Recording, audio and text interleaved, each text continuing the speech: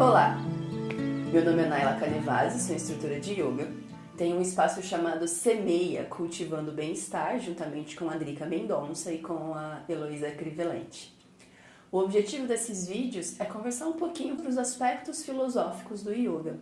Geralmente nos estúdios, a gente acaba priorizando, focando um pouquinho mais nos asanas e na respiração. Só que, na verdade, o yoga é um negócio muito maior do que isso, muito mais abrangente, tem vários outros aspectos. Primeiramente, então, o yoga ele tem aí alguns 6.000 anos de existência.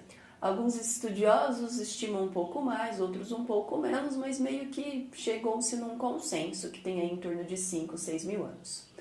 E no começo era uma tradição puramente oral, né? Era passada de geração a geração, de guru para discípulo e vai. Por volta do século II da nossa era, também não se tem muita certeza, mas ali por volta do século II, Patanjali sistematizou, codificou essa prática. Então ele escreveu os Yoga Sutras, aforismos. Então tem lá o primeiro sutra, segundo, terceiro, uma série de sutras onde ele vai falando sobre o yoga. E aí então ele diz lá que o yoga é dividido em 8 membros, 8 partes, 8 etapas, que são os 8 angas. Então, quem já participou de uma aula de yoga provavelmente percebeu que tem um monte de nome estranho, né? Porque o yoga nasceu num local, num determinado tempo, onde se falava sânscrito. Então, toda a tradição vem aí escrita em sânscrito e tal. E aí, então, ele fala lá sobre esses 8 angas. Vamos comentar um pouquinho sobre eles. E também a ideia hoje é só dar uma pincelada, uma visão geral sobre eles. E nas próximas semanas ir destrinchando, falando um pouquinho mais profundamente de um por um. Então, o primeiro anga é Yama. Yama significa restrição, controle.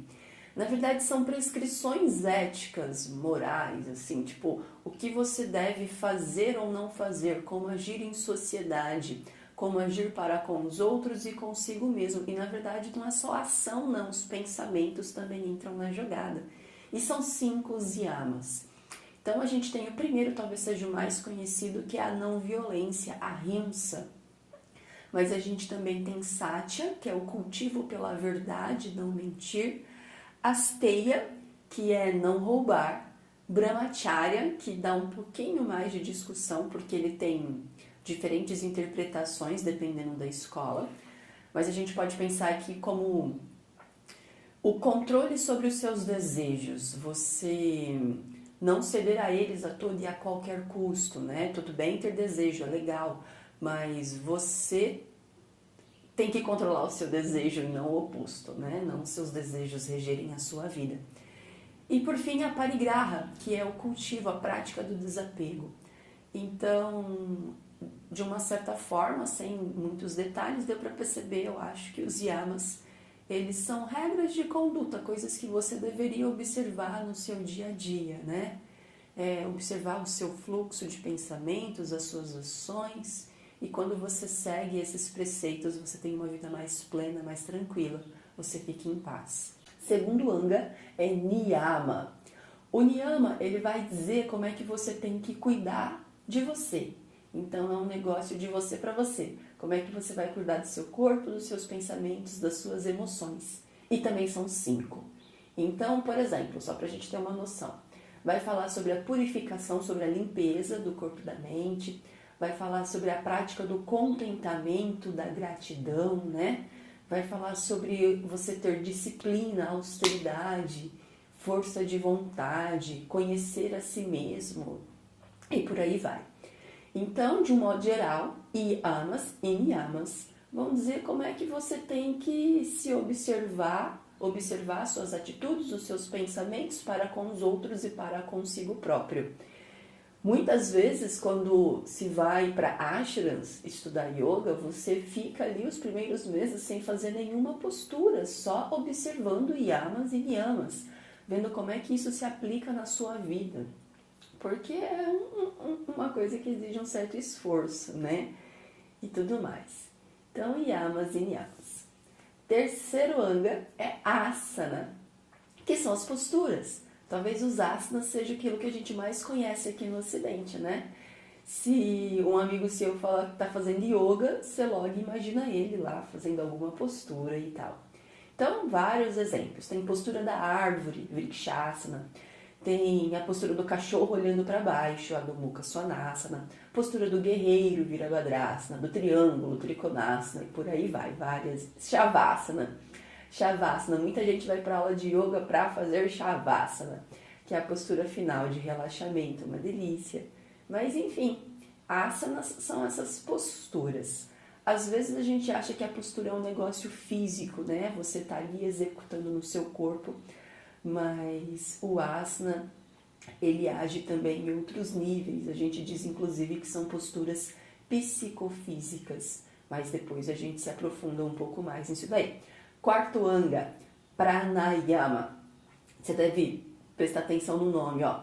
Prana, yama. Tem o yama de novo, que é controle e restrição do prana, que é a energia vital.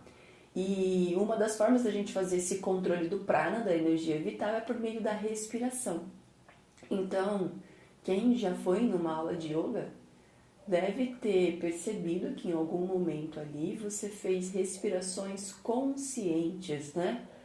Na verdade, durante toda a prática, mas às vezes você se esquece um pouquinho, mas em um ou outro momento você respirou com consciência. E aí a gente tem vários pranayamas, várias técnicas. Então tem a respiração Ujjayi, respiração do fogo, respiração completa, muitas e muitas. A própria inalação, restrição com o pulmão cheio, exalação, retenção com o pulmão vazio, também um pranayama. Então a gente tem esses 4 primeiros angas, a gente diz que são voltados para fora, para o externo, para o seu corpo e para fora dele.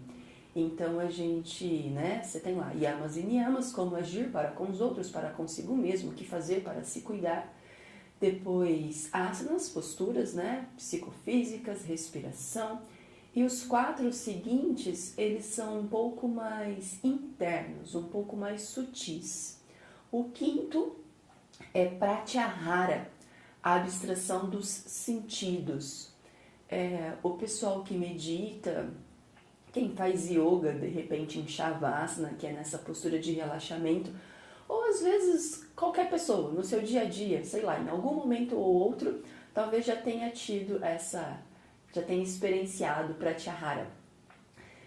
Enfim, quando você está ali, ou meditando em Shavasana, seja onde for, às vezes você está lá, em alfa, aí de repente seu professor toca o sininho, ou então ele fala assim, ó, vem agora voltando a sua atenção para o seu corpo, para as suas sensações, para o ambiente ao redor, para a minha voz e etc. E aí de repente você se dá conta que tinha um cachorro latindo lá na esquina, você não estava ouvindo, que tinha uma corrente de ar passando pela sala e você não estava nem sentindo aquela diferença de temperatura. Ou então você movimenta o braço e fala, nossa, é verdade, meu braço estava aqui nessa posição, nesse ângulo, eu não estava nem sentindo. Ou então você abre os olhos e fala, nossa, é verdade, era isso que eu tinha para ver quando eu abrisse os olhos, eu estava aqui deitado desse jeito na sala. Então, quando você volta a sua consciência, a sua atenção para os sentidos, é que você se dá conta que você tinha se desligado dele por alguns instantes. Então, mais ou menos isso é pratyahara. Depois a gente tem dharana, que é a sua mente focada, concentrada ali num único ponto. Depois dhyana, que é a meditação, propriamente dito, um estado meditativo. E por fim o samadhi.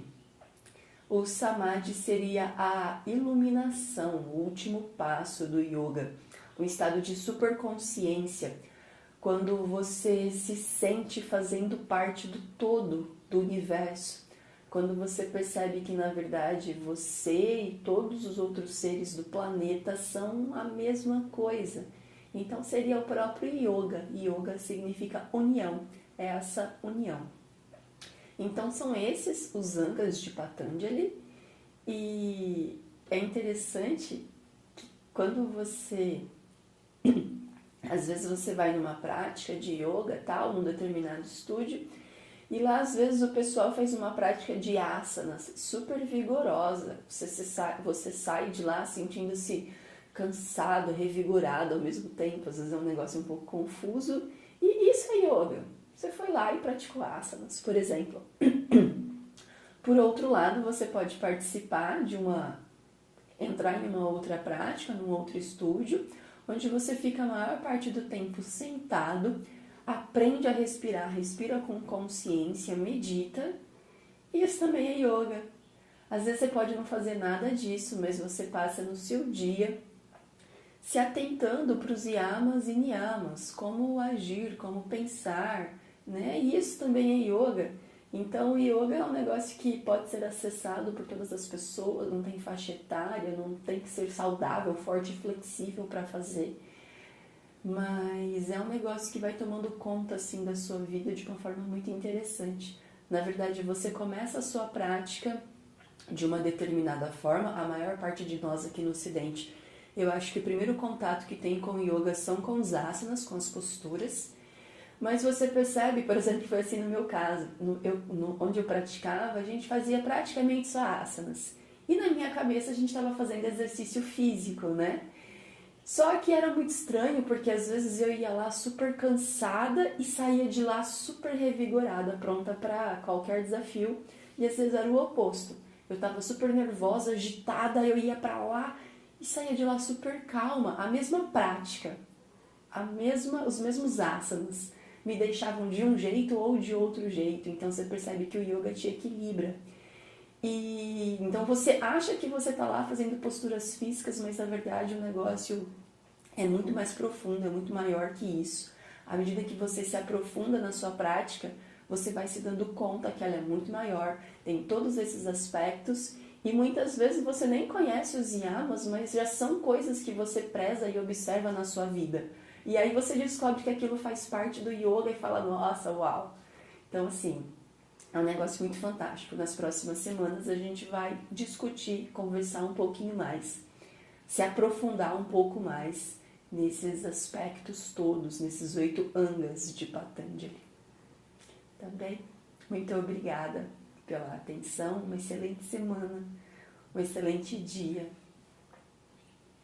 Namastê.